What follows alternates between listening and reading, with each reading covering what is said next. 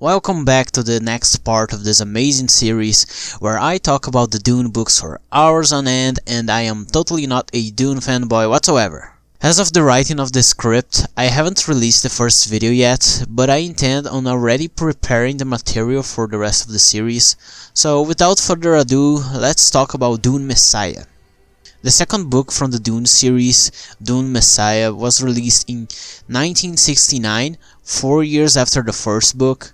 In the Dune timeline, the events of this book happened 12 years after the first one, while Dune took place between 10,191 and 10,193 after Guild. Dune Messiah happens between 10,208 and 10,210 AG.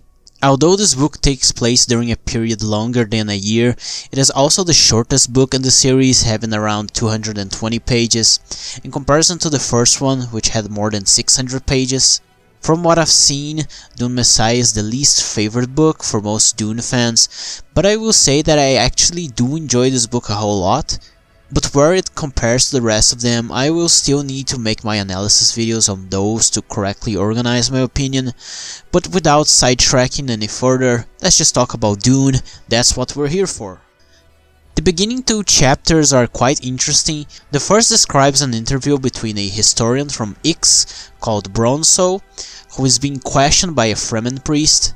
Bronso is about to be executed for claiming that muad'dib wasn't a divine leader, just a smart Atreides who used all available tools and skills to get control over the Fremen and unleash them upon the Imperium. The Jihad lasted for 12 years, only recently ending. The Fremen priest claims that Bronso is a heretic. He says that muad'dib is first and foremost a Fremen, and that contrary to the Ixian, the spice melange is not a drug who damages the user, but a holy element that illuminates the Fremen. The chapter ends with the Fremen priest making it very clear that Bronso will be executed for his heresy. The second chapter is the historical writing that Bronso made.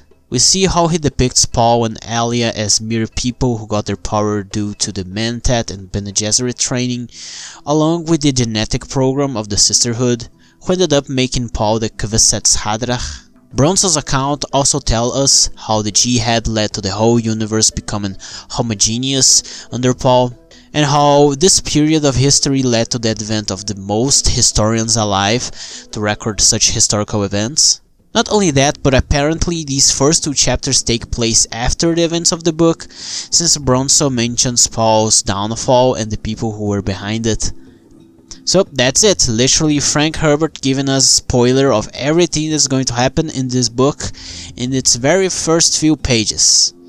How amazing is that? The third chapter is where the story really begins, and it begins strong. We see a group of conspirators united at Valak 9, the planet that serves as the Bene Gesserit center of operations. There is Helen Giles Mohiam back from the first book, Siteo, a Tleilax face dancer, basically a genetically altered creature that can transform into anyone and copy their mannerisms. They are also described to have incredible speed and be way more agile than anyone else. Edric, a guild navigator, inside a big cube filled with liquid melange, which is described as being orange. And finally, Irulan, who has been serving the Sisterhood with information about Paul for the past decade. These conspirators are planning on a way to take down Emperor Paul muad'dib, and many plans come up as they talk. Mohiam is still mad at Jessica for her betrayal, calling her a treacherous bitch. It is suggested that they should attack Caladan, where Jessica is currently located at, but they brush that plan off. Edric talks about how the Landsred will follow their cause, and the Chom will always be controlled by who retains profit, that being Spice Melange, which means that they need to take control of Arrakis from Paul. Something I would like to say is that I always picture Edric and the guild navigators as being literal mermen inside orange cubes. Moisture is the essence of wetness. Not the classical way one sees them as being orange versions of grey aliens, but that's just how I picture them. So going back to the scheming. Another important detail is that Edric is only here at all because he's prescient, and since prescient people like Paul cannot see other prescient people and those around them, he serves as a hiding mechanism for the scheming conspirators. Irulan shares that she has been delivering a special drug to Chani's food, making her unable to give Paul any children. All Irulan wants is to have children, but Paul won't even get close to her, and that's a fact everyone present here knows. Finally, we have Sietch, who shares the most important information in this chapter. He reveals that the Bene have created their own Kwisatz Haderach through artificially manipulating the genetics of their creations. He reveals that every time they tried it, the Kwisatz Haderach always ended up killing itself for an unknown reason. Who's to say what kind of terrors it saw in the distant future? Only the next books can give us that information.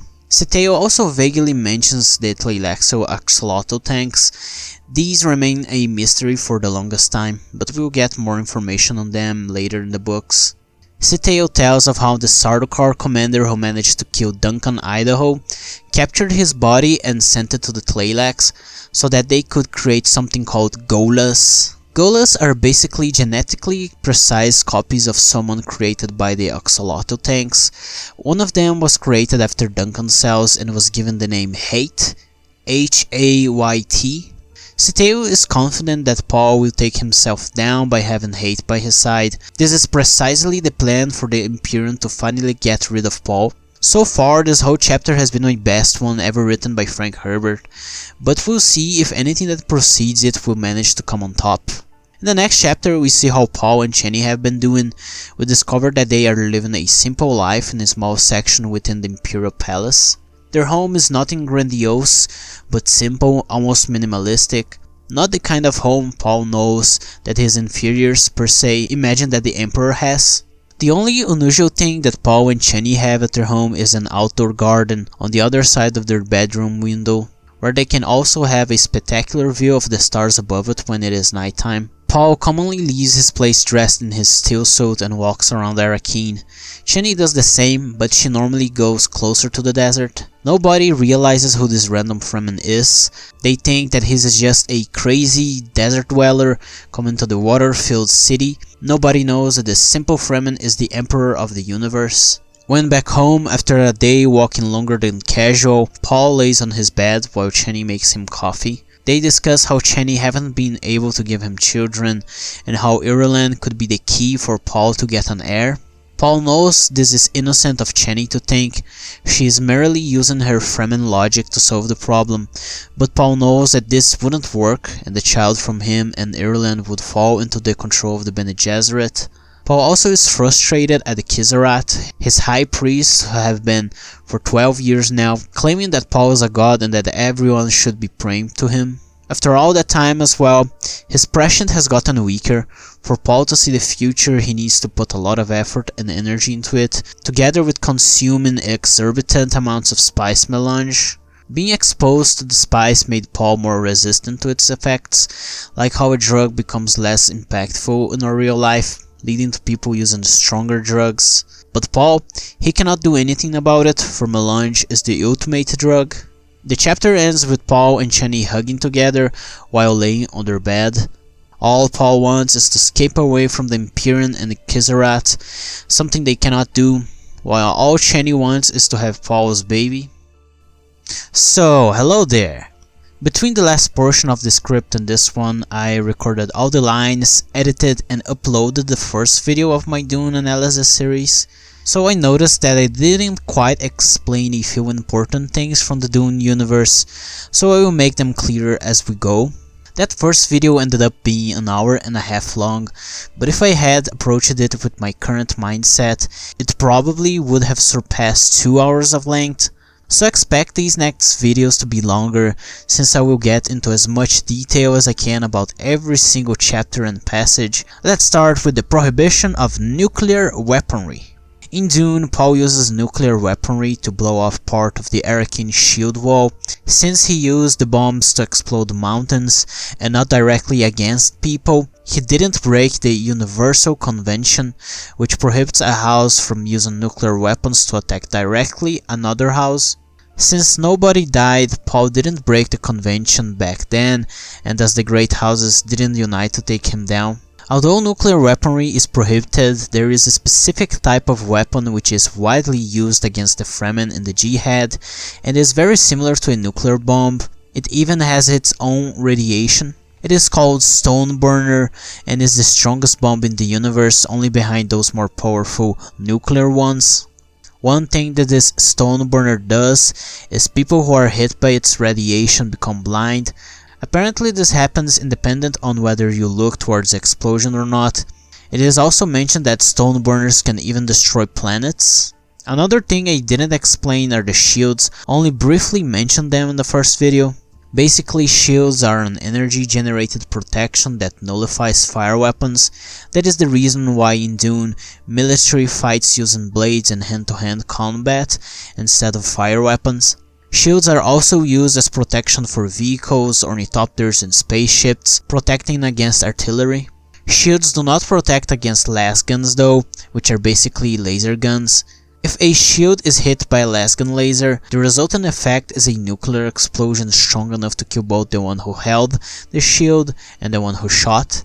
The last thing about the Dune shields is that they attract sandworms. For that reason they are prohibited in Arrakis. With those two out of the way, let's just go back to Dune Messiah. Sietch uses a face similar to that of Duncan under the secret name Zal and visits a special neighborhood in Arrakis built for Jihad veterans. He meets a man called Ferak, one of Paul's old companions, who now has turned against his emperor and wishes to go back to his life as a Fremen in the desert. During their interaction, Sietch uses a lot of secret codes and he also realizes that Ferak is bothered by his neighbor's presence, who is currently outside taking a bit of fresh desert air. His neighbor, it turns out, is Otheym, another one of Paul's old Fedaykin companions. He now owns a weird dwarf called Bejas as a slave. Sietch comes into Ferak's house and discovers that he has a son who has gone blind due to a stone burner, which was used against the Fremen in a battle in the planet called Naraj and ended up catching him. The opportunity for Ferak's son to get metal Tleilaxo eyes came, but he rejected it, saying that it was a sin for man to be united to machine in such a manner. Ferak's son now plays Semuta music to Otheym's daughter, who is addicted to it. Similar to how one of Vladimir Harkonnen's generals was in the first book, Semuta, from what I understand, is a drug which is better experienced under a specific type of music. Since Otheym's daughter was drugged by Ferak's son with Semuta, she spends her days listening to him playing this type of music. Sietch and Ferak sit down to talk. The face dancer needs to gather information on how to infiltrate the Atreides royal palace and to get to Paul, which will be assisted by info originated from Ferak. The Fremen instead lets it all out on the face dancer. He talks about how he hates the fact that humans are being used as distrans. This is a type of communication using encrypted messages attached to an animal normally, but during Paul's reign it now has Fremen as the carriers of many distrams. Ferak tells about how he enlisted in Muad'dib's Jihad and fought in Molitor, another of the dozens of planets conquered by the Emperor, just like Enfail, a special experience for Ferak. For Enfail was the planet he witnessed seize for the first time, and also his last time, coming home after that. He says that swimming in that salty water cleared his vision and made him realize how futile the Jihad was, and how his life was better when living as a Fremen in the desert. The chapter ends with Sietch killing both Ferak and his son, after gathering some valuable information about the security at Arrakis' palace, and then getting Otheym's daughter to use her in his plan to get closer to Paul. The next chapter is a meeting of the Imperial Council, which is comprised of Alia, Stilgar, Chani, Irulan, Korba, and Paul. In this chapter we get to know how the Gesserit, of which Korba is the head, is essentially a religious group of spies that controls everything in the Imperium. They are present in every single corner of the Fremen-occupied Imperium, and are also sent along with any troop that goes out to conquer a planet, spreading the word of Muad'dib, their true god.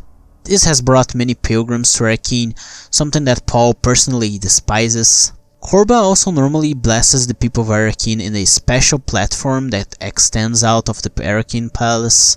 Due to the distance between the open plaza below and the platform, the masses believe it to be Paul blessing the people, when in fact it is never him, since that is another thing that Paul despises. Going back to the important business they have to discuss about, Stilgar brings a bunch of documents and goes over every single one. The Ixians are complaining about taxes, the Landsraad wants a constitution, and the guild wants an extended amount of spice, which has as destination a place called Tupile, which is unknown to Paul's intelligence. Paul sees that a constitution could be a salvation for him and Chani, but it is far too late, for the Jihad has dealt far too much damage. Paul ponders about his prescient powers and thinks about himself and Chani. The Kwisatz Haderach was the result of the Bene Gesserit genetic program, crossing many royal bloodlines to get the perfect human being that could be used by them as a powerful tool in controlling the Imperium. In their original plan, Jessica was to have a daughter, which would in turn be crossed with Foydralta. This would have as a result the Kwisatz Haderach, their baby, but Jessica went against the Bene Gesserit wishes and got a boy, as Leto wanted. Paul explains to the council how his powers work, limitless but at the same time not linear. He cannot see anything specific, nor search for something. His visions are like an endless ocean. Paul sees events without being sure if they will happen today, tomorrow, or in 1,000 years. In the end, everything he sees comes to him without he really looking for anything in particular. Paul confirms to Ireland that he cannot see spacey navigators, which proves to her that the conspiracy is still unknown to him. At the same time, Paul cannot locate Tupile, but he also sees visions of the future, of different timelines. His Jihad is nothing in comparison to the horrors of what could happen in the future. At the end of the chapter, Paul ends up signing every single document presented by Stilgar, even one which accepts a permanent guild embassy in Arrakis. Edric will be the guild representative that will come to Arrakis. The guild ambassador arrives in Arrakis and meets the Emperor. Edric is well received and he immediately gives Emperor Padishah Pal Muad'dib Atreides his gift, a Duncan Idaho Ghola called Hayt. The Ghola has metallic eyes which are better than those of normal people. The way I see this is that the Tleilaxu cannot yet replicate human eyes, so they have to use these artificial ones. Another thing that makes me believe that is the fact that when the Fremen get blind in this book, it is never mentioned that they could get normal eyes from the Tleilaxu, only metallic eyes. That's something that will change in the future books. We will meet a few new Gholas that have normal eyes, so eventually the Tleilaxu learned how to make them. This Hayt Ghola is also fitted with Zen-sunni knowledge, making him a philosopher, and he has Mentat capabilities as well. The way it is described, apparently both the Suk Medical School and the Mentat training are both Tleilaxu inventions. I believe this is the first time it is explicitly mentioned, so we have the guild with a monopoly over space transport, the Bene Gesserit with politics and selected royal gene crossing in their belt, leaving the Bene Tleilax with anything related to human or superhuman abilities. Quite interesting, this unholy trinity. It is also mentioned that Duncan Idaho was a initiative at the fighting school of Ginas, or Ginas. It is also mentioned that Duncan Idaho was an initiative at the fighting school of Ginas, which is a planet famous for its skillful swordmasters. Ginas is not only the planet and school's name, but also of a minor royal house. So a lot of side information and world building here, which of course I love. As Edric is dismissed and sent to his intended quarters, Hayt stays by Paul's orders. Stilgar complains to Paul that this Ghola is a ghost, a jinn, and that he should be either sent away or killed. Stilgar wishes to give his tribe Duncan's water, as he says. The Fremen have a lot of superstitions against the Gholas, Bene Tleilax, and the guild navigators themselves. They are disgusting demons, heretics, that should be put down by the sword. Paul orders Stilgar to stand down and leave the Ghola for him. It ends up his Mentat Zen-sunni training made him the universe's most honest man. He says to Paul's face that he believes the Bene Tleilax created him to somehow destroy Paul. The Emperor though only says that they both should be cautious to avoid that. Imagine if everyone was that honest. Hayt is an example for all of us. Paul had not seen this Duncan Ghola in any of his visions, making him wonder if Hayt could be another Kwisatz Haderach, but he honestly answers that he has no idea. Before we move on, the last important detail about the Gholas that you should know is that they have no memory from when they were alive. Hayt knows that he was this man called Duncan Idaho, but he has no memory from his life, making it so an empty husk, artificially made by the Playlex. To end this chapter, we see that Alia, who was watching this whole event, has taken a liking to Hayt. Her memories of Jessica making it so she has a certain sexual attraction to him. Hayt is not only a danger to Paul, but also to Alia. Intermission. I never talked about the Glowglobes, did I? Yes. Well, they're basically floating light globes, sort of a smart light that follow the characters around. They've been here since the first chapter and I never mentioned them. Well, now you know that they exist. If I remember correctly, they will become obsolete in future Dune books, just as the shields, while other newer technologies will be introduced.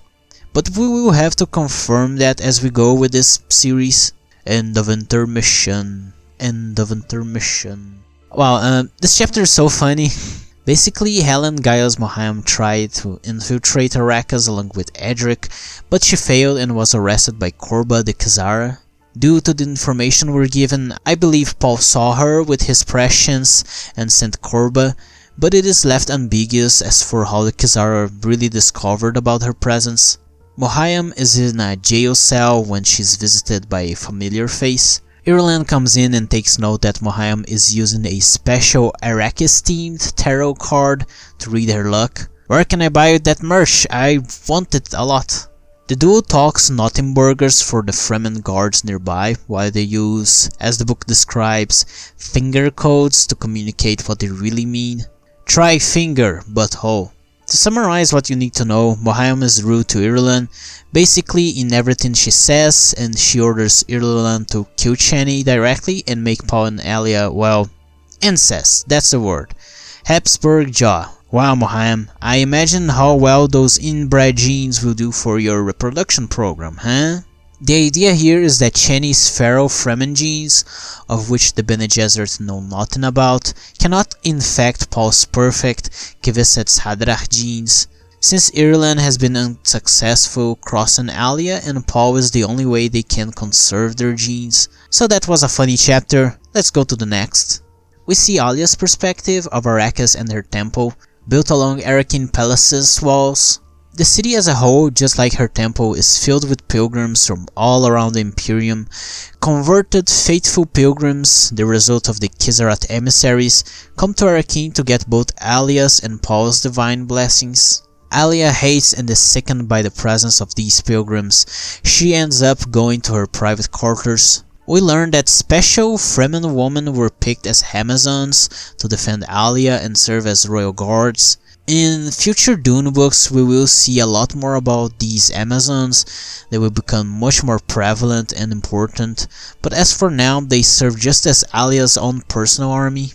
Within her quarters, Alia tries to take a shower as a way to brush off her horny thoughts of Hayt, the Duncan Ghola.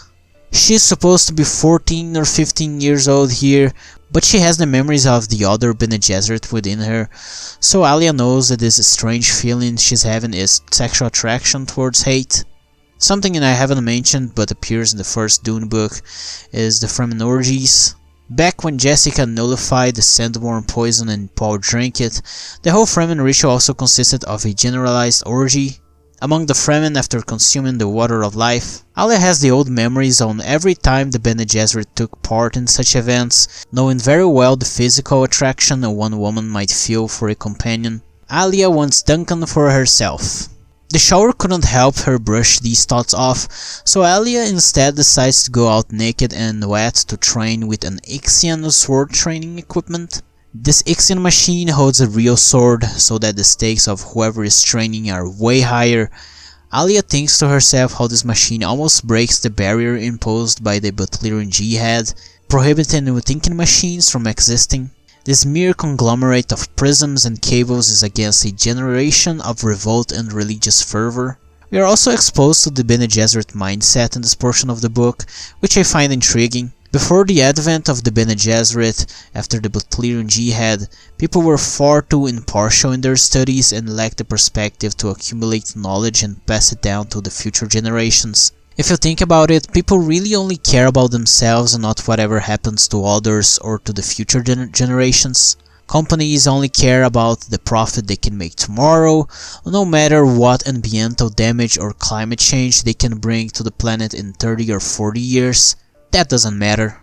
It all changed with the Bene Gesserit. Once a new Reverend Mother acquires all the knowledge of the previous one, she can continue the study and accumulation of knowledge to the future generations. The Bene Gesserit think in the long term, make projects in the long term. They make plans that may take generations to unfold, but time is not a problem, as long as they can work their plans. Paul's empire is an immediate threat to their plans. This is why the Bene Gesserit are so keen on getting rid of Paul but retain his genes. Going back to Alia, the instant training machine has different levels of difficulty. They adapt to the skills of the one who's fighting it. It is said that the best swordsmasters of the Imperium, such as Duncan Idaho and Gurney themselves, have never passed the level 7, while Alia has managed to go up to level 11. It is in this moment when she is interrupted by Paul and Stilgar. Paul throws a knife and stops the machine to protect Alia from doing something stupid. Alia is still naked while talking to them, but they have already seen her, so putting up something wouldn't make a difference. Paul tells her about how he managed to get up to level 10 once in the past. He also tells Alia about the reason he and Stilgar came to talk to her. Irulan gave information about Spacing Guild might be trying to capture a juvenile sandworm and take it away to a different suitable planet to harvest spice. They come to the conclusion that there are treacherous Fremen among their own men, who are working together with the guild to achieve this, since only the Fremen know how to control the sandworms. Before moving to the next chapter, I would just like to mention that this Ixian training device is probably the same one we saw Paul training with back in the first few chapters of Dune, while Gurney monitored him. It is never explicitly confirmed, but that one training occasion might be even the same one Paul got up to level 10 in the machine before Gurney set it off. In the next chapter, we see Paul and Edric talking in the palace's reception room. They got there after watching another one of the guild's gifts, a presentation of Tleilaxu face dancers. They danced around while shifting their faces to look like Paul, Chani and Stilgar, something the old Fremen definitely was consternated by. The walls of the reception room are filled with maps with enough useful information for any visitants. One location that calls Edric's attention is Leto's shrine. After his death and the victory of the Fremen over the Emperor, Duke Leto's skeleton was located and brought to a special shrine so that his skull could be worshipped by the Fremen and pilgrims from all around the Imperium. In this chapter, Paul basically tries to fully understand Edric's real goal by visiting the Imperial Palace. Their conversation was at first amicable, but eventually as Paul delves deeper into Edric's intentions, they become a bit more direct and aggressive.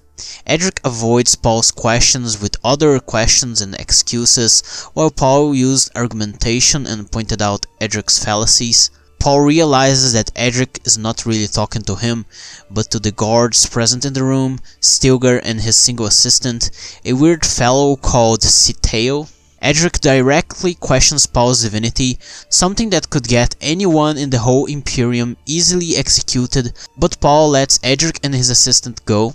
I would like to divagate slightly and mention that this chapter talks about another 2 planets. One of them is called Senbo, which left me understanding that it was the last planet conquered during the Jihad. The other one is called Zebulon, and it is said that it was conquered by the Jihad in 10,209 AG. Something else that passes through Paul's mind is the mentioning that there are even worse futures than Jihad out there. Had Paul not followed in this bloody direction, there would be futures where even more people had died.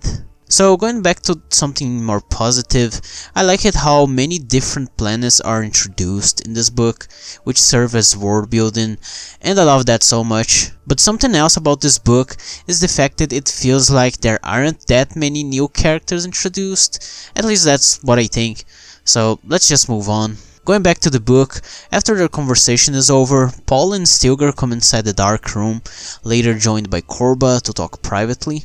Korba brought important documents to Paul, whose intentions are to give these documents to Stilgar, who is to study all about them.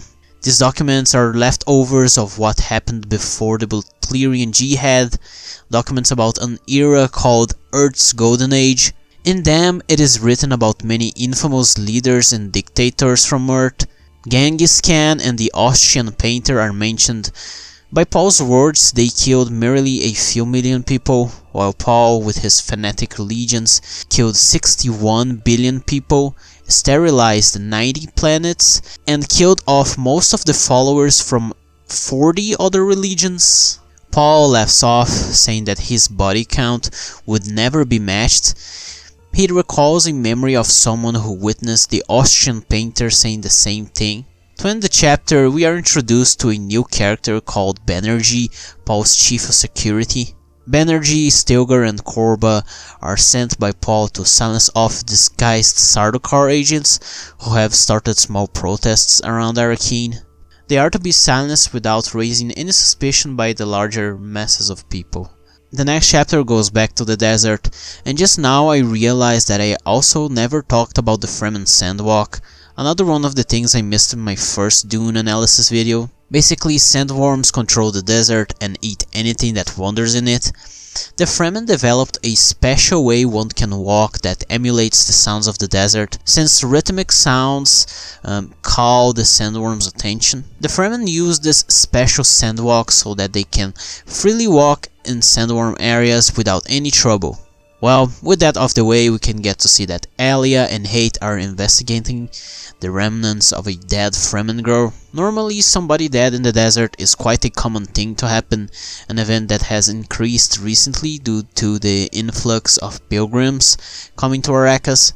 The thing that makes this case special and the reason for Paul sending Alia and Hayt in this mission is the fact that traces of Tleilaxu poison were found in her body. Although missing its hands and head and being badly damaged by a passing Coriolis storm, the Fremen agents managed to identify not only the Tleilaxu poison in her body, but also traces that indicate that she was addicted to Semuta. After analyzing the body, they go back to Arrakis. Hayt pilots their ornithopter while they talk. They pass by a place called El Quds, which is basically where Leto's school is located at. A holy shrine, another one of the places in Arrakis where many outworld pilgrims come to visit.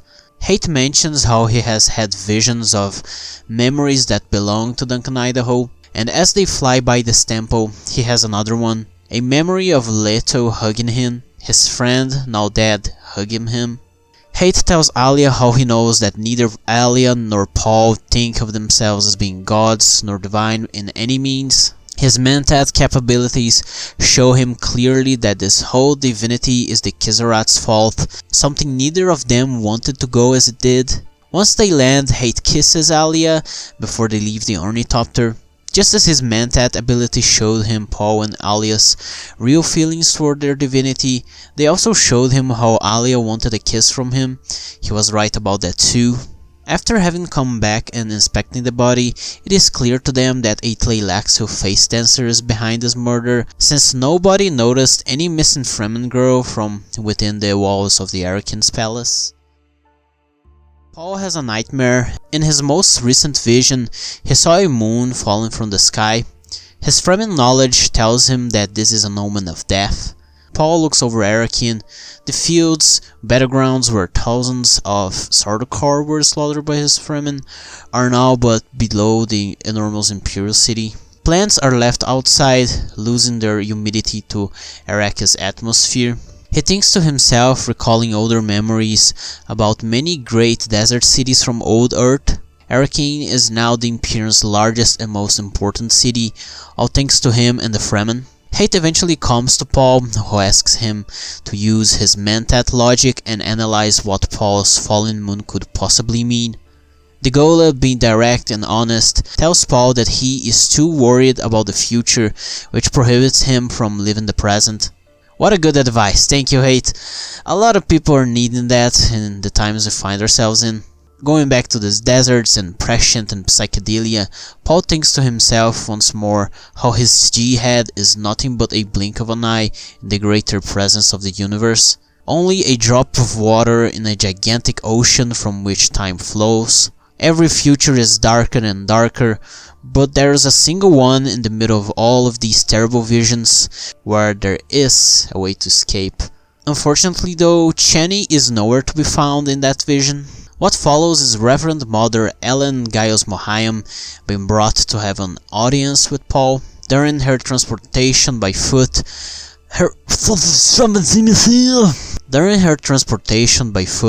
from her cell to Paul's reception room, she thinks to herself how Arrakis' Imperial Palace is the biggest building ever constructed in the whole universe, the biggest structure humanity has ever built in history. Paul's reception room, which is also where he received Hayt and Edric for the first time, is by itself one of the largest rooms ever built.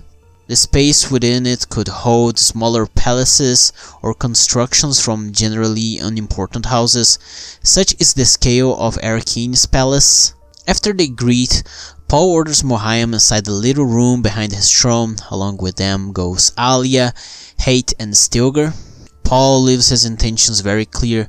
He wants to negotiate with the Bene Gesserit to not kill Chani, since she is now pregnant with Paul's child, that is, 2 months pregnant. Mohayim at first doesn't believe, but she comes to know that this is in fact true.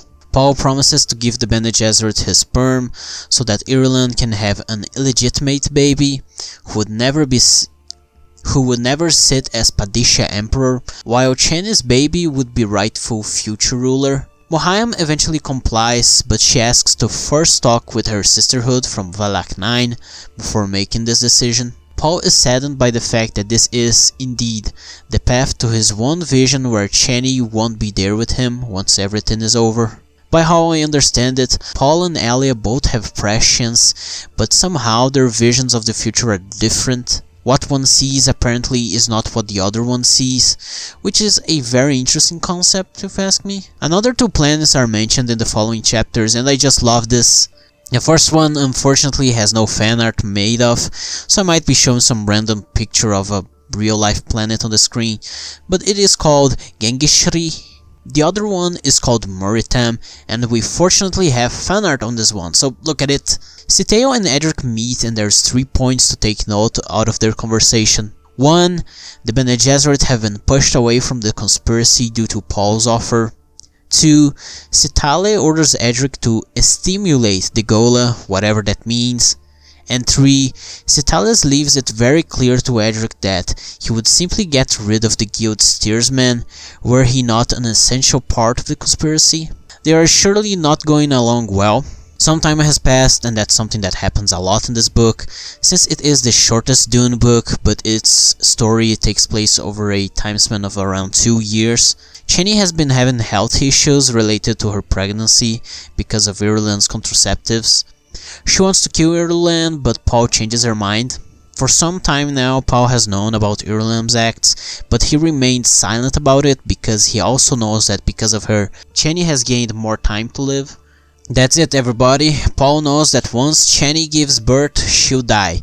This is the future Paul has chosen, the only one where they can escape from all the horror he has witnessed in his other visions.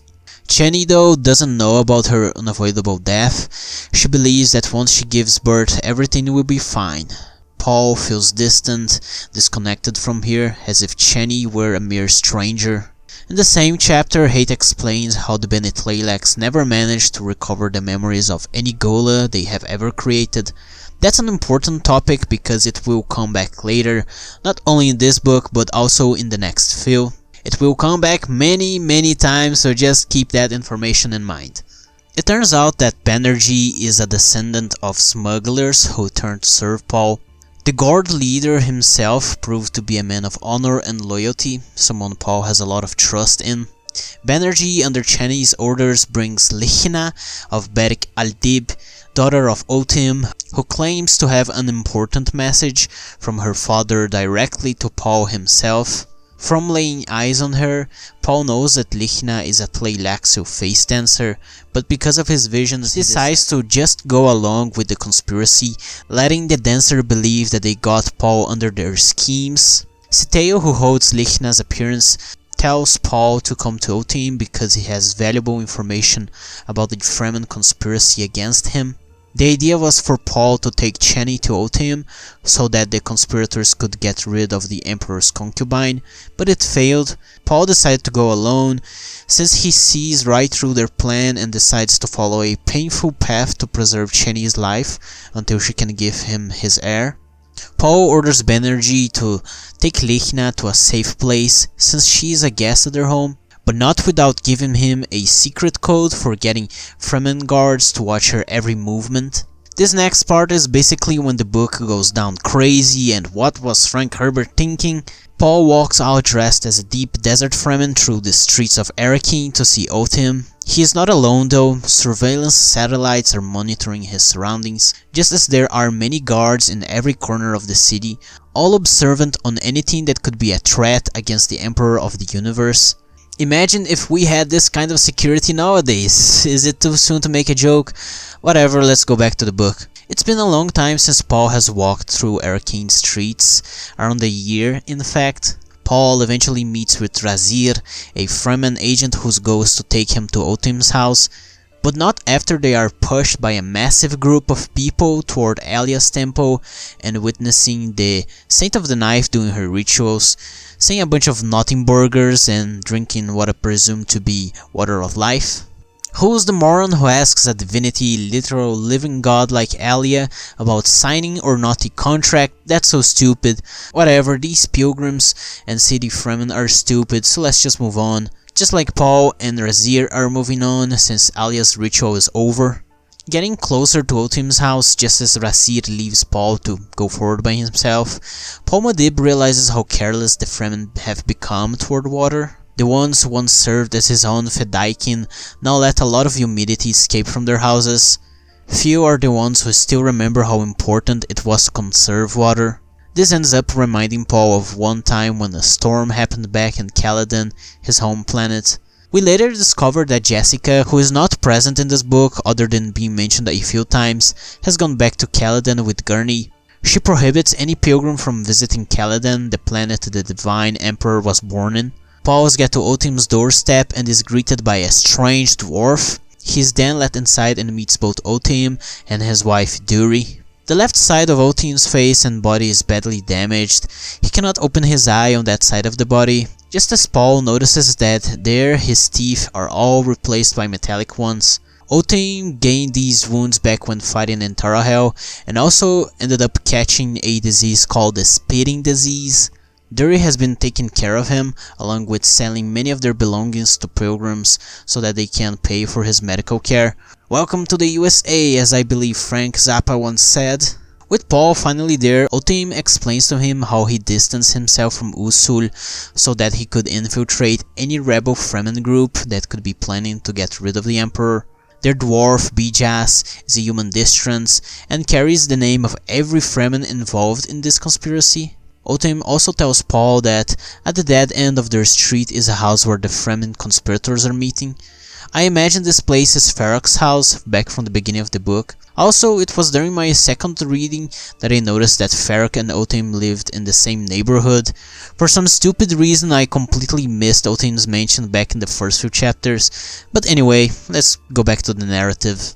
Paul will leave Otheym's house with Bijas. It will appear as if Paul is merely another Fremen who came to buy the dwarf from Otheym so that he could keep paying for his medical care, while hiding the truth that he is feeding Paul with secret information. Paul and Bijas leave the Otheym household, but not before Paul realizes that Bijas is prescient. In his visions, he saw that he would leave Otheym's house with information on the traitors, but the dwarf wasn't present in any of his visions. Otheym said he bought the dwarf in some of their conquered planets after the Tleilaxu threw him away, probably because Bijas is a little shit who keeps talking mostly nonsense, but Paul sees right through his words and realizes that Bijas sees that there is going to happen something extremely dangerous and very soon. Paul, after turning some corners, gives Bijaz to Stilgar.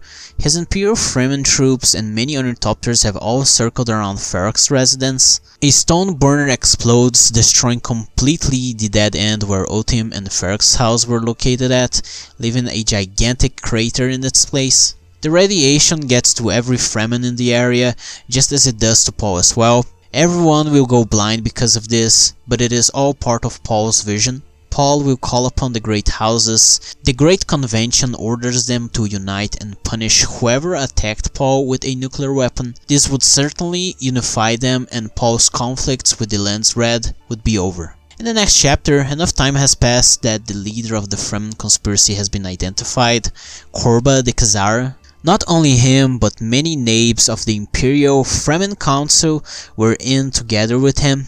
As the stone burner attack happened, these Fremen helped the guild in stealing a sandworm and taking it to some other planet which is never specified.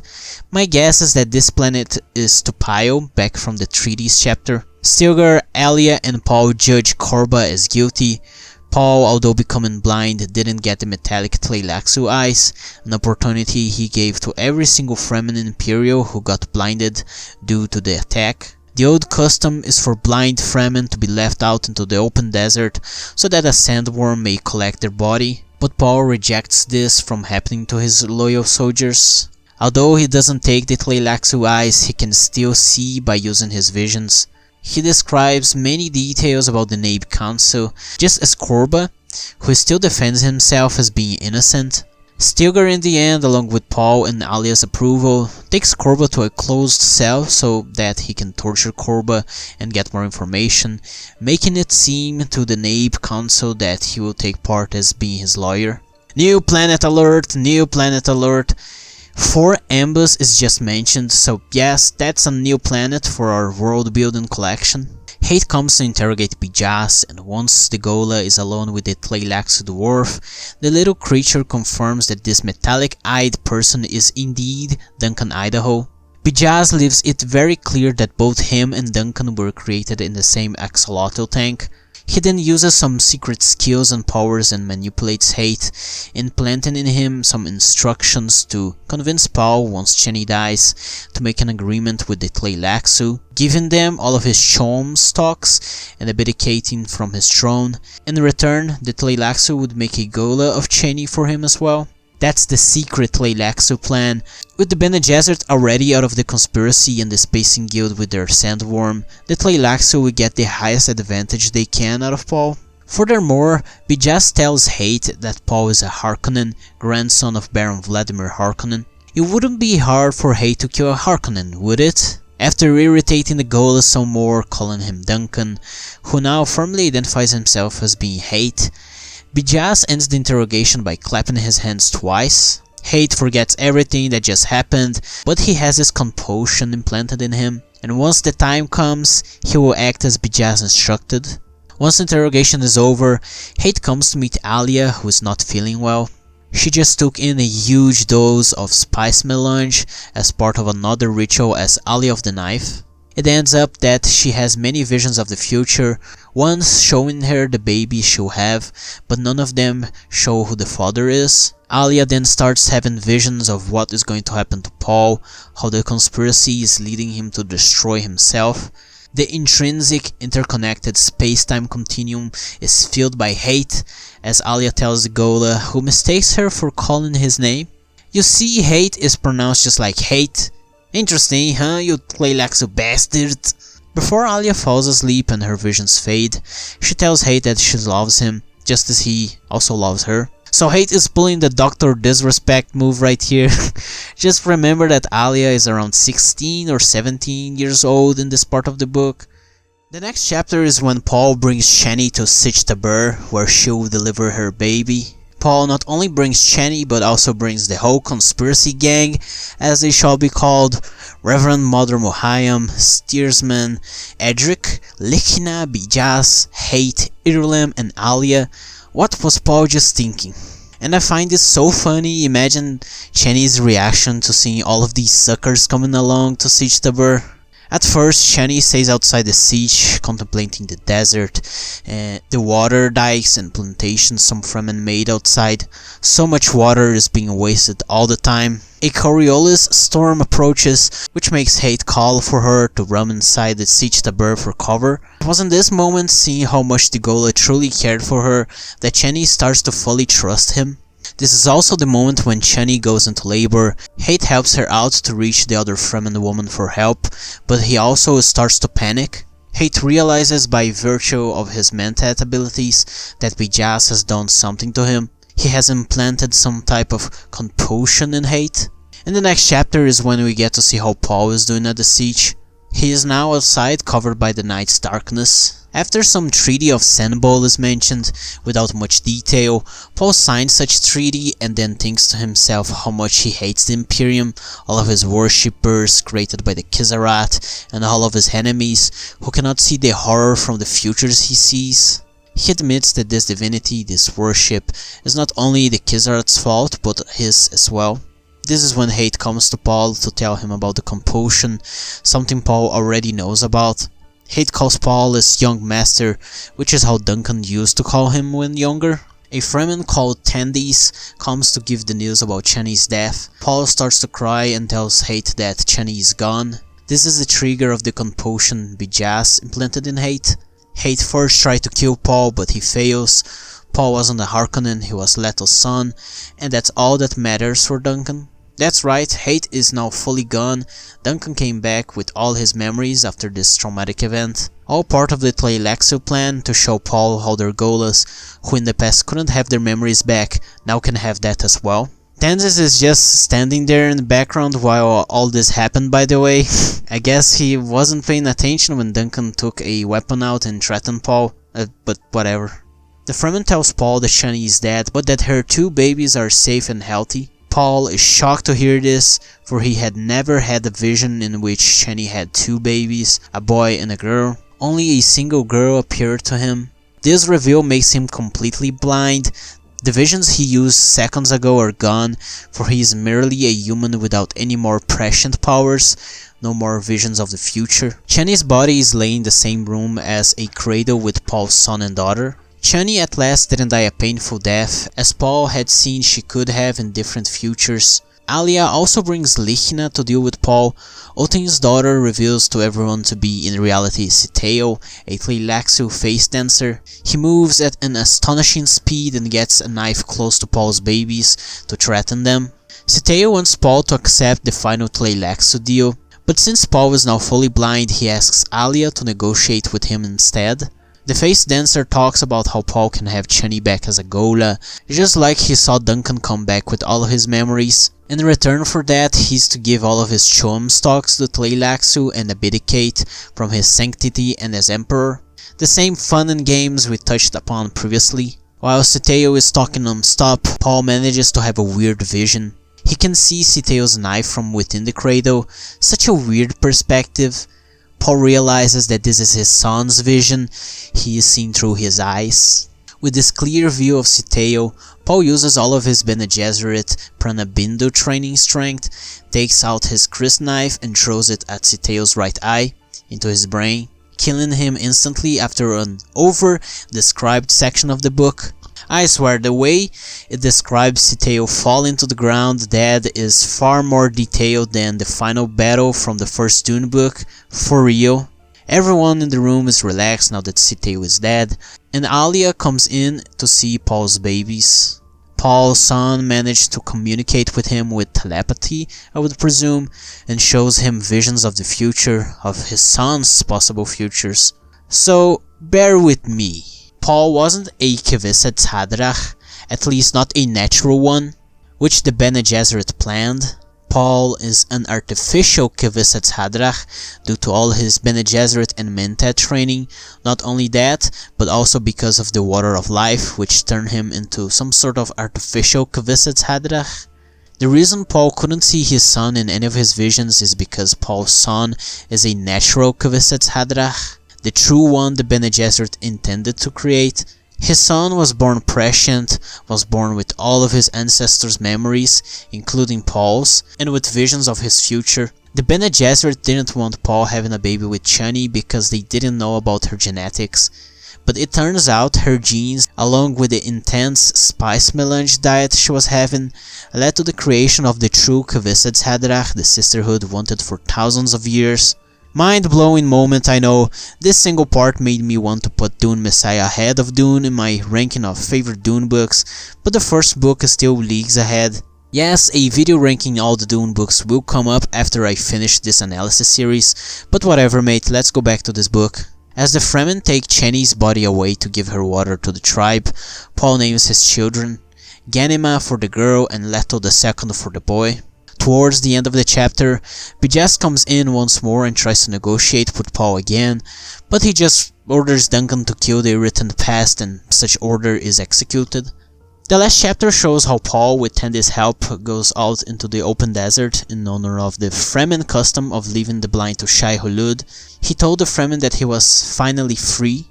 Duncan is completely against this, but there's nothing he could do. Stilgar comes and decides to finally talk to his old friend, since Duncan's memories are back, although the metallic eyes still bother him. The old Fremen tells Idaho how Alia ordered the execution of every single conspirator, Helen Giles Mohiam, Edric, Korba. A whole lineage of memories has been lost in Mohiam, while the Kisarath have completely dissolved, with the remaining members pledging full loyalty to Alia. Irulan was spared because she deserted the Bene Gesserit, claimed to have always loved Paul and pledged to teach Paul's children and help them grow as if they were her own. Alia then comes along and meets Duncan and Stilgar. An important detail is that, just like Paul, since Chani's death, Alia hasn't had any new visions of the future, as if she as well lost her prescient powers. The book ends with Alia and Duncan in love. Oh poor Duncan, you have no idea of the mountains of crap that are going to fall on top of you for the next few months, and they won't be light. And that was Dune Messiah, everyone. I think I made a better work than in Dune's full analysis. While in that book, for the first 200 pages, I decided to leave everything more summarized and only later on went on the minor intricate details. As for Messiah, I went full on and explained every single thing I could. And the type of guy who learns by doing their work and then committing mistakes. That's the best way to learn. So this video is basically how the next Dune analysis will go, so you know what to expect. In my opinion, Messiah is only too short. That's the main problem with this book. But at the same time, I quite like how it is short, because we can focus on only what matters to the story as a whole. The ending was very good, incredible even, honestly better than Dune's rushed ending, as I said in my final thoughts on that book. Messiah's ending almost made me prefer this book to the first one, but there's still so many great things on that book that I just couldn't overlook because of a rushed ending. Some other things I would like to touch on is Arrakis side. I saw on the internet that Arrakis is either the same size as our moon, which is honestly stupid because Arrakis has its own 2 moons, while on some other websites it was claimed that Arrakis was just a few kilometers smaller than Earth when it comes to the planet's diameter. I prefer this closer to Earth size, makes more sense to me. A detail that wasn't present in the Brazilian edition of Dune, but apparently it is in the original Dune, is the fact that Ferrach lost an arm in the Jihad. But I didn't read at any moment in this edition a description of him without an arm. This would come to bite Frank in the ass when he is described later on as having 2 veiny hands. Something else I want to mention is about a real event that happened in our history, the real Mahdi. The Fremen call Paul muad'dib as the Mahdi, the voice of God or voice from outside the planet, along with Lisan al-Gaib. In our real world, a Muslim called Muhammad Ahmad from Sudan claimed himself to be the Mahdi the Muslims were waiting on. He managed to raise an army, of which fought only with swords, knives and spears at first, and created his own Mahdist state in the middle of Sudan during the 19th century, when fire weapons already ruled. Searching this guy's history just made it so evident to me that Frank Herbert definitely studied this guy. Not only the term Mahdi comes from him, but I am very sure about the whole concept of no fire weapons being used, only hand-to-hand medieval weapons such as swords and spears. Fits perfectly on Ahmad's real-life medieval army. Another parallel you could make is how Paul's reign lasted for around 15 years, with Ahmad's real-life Mahdi state also lasting around 15 years. Frank Herbert was also inspired by Lawrence of Arabia, of whom there's a book from which Frank literally stole many lines to use in Dune, so that's interesting as well. I would suggest you study about Muhammad Ahmad, the Mahdi, and about Lawrence of Arabia. Those are very interesting topics. To close this part, I also discovered that a descendant of the Mahdi is still alive today and he is quite famous. Alexander Siddig. That's right, the guy from Deep Space Nine, Game of Thrones and Kingdom of Heaven. He's a descendant of the Mahdi. That's another mind-blown moment right there. And now I want it so much for him to appear in Villeneuve's Messiah adaptation, maybe as Korba. That would be amazing, since that character didn't appear in either part 1 or part 2, the cast would simply be incredible. So what do you think about Dune Messiah? Leave it in the comments, and until the next video.